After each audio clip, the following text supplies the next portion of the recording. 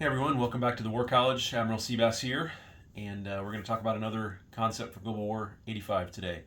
Today we're going to be talking about repairing damage, and we'll be in section 11.3 of the rules. So a major faction can spend IPPs to repair damage to facilities and also can begin repair of capital ships. So for facilities, facility damage costs 1 IPP per point of damage repaired. Damage is removed immediately, and facilities are now considered undamaged for all purposes for the remainder of the turn.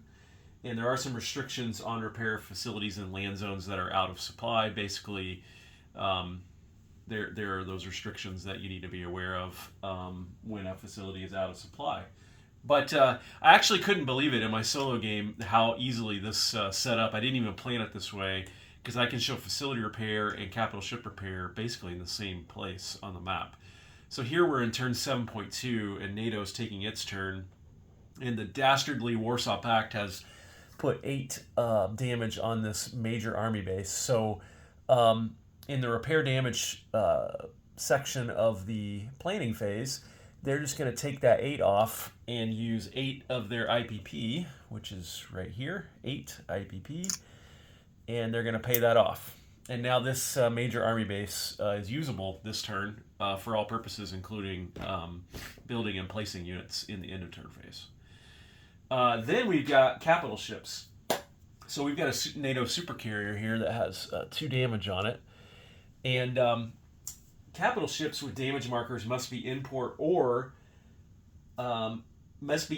at or in a sea zone adjacent to a friendly major or minor shipyard during the planning phase in order to be repaired.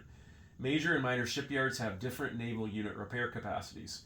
Each repair job uses 1 such capacity per damage marker removed. The repair will be completed in the end of turn phase. Capital ships are immediately designated in port while they are under repair. Any air units on the capital ship are immediately placed in the land zone where the repairing facility is located. So I've actually, and I'm just going to remove this, I've actually got a choice here because I'm adjacent to a minor shipyard there on the west side of Lazio, which is right here, but I'm also adjacent to a major shipyard in southern France. And so the minor shipyard has capital ship damage repair 2, so it could repair both damage. The major shipyard has capital ship damage repair 4, so it could obviously repair both.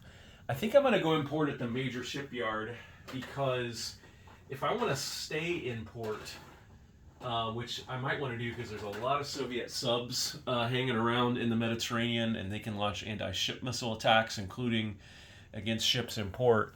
This major shipyard has more inherent AA that could theoretically help me defend against those missiles. So I will go import here at that major shipyard, and then in my end of turn phase, this damage will be removed, and I can either stay in port or I can be placed back in that sea zone. So that is how you repair damage in Global War 1985. Hope you enjoyed this. Take care.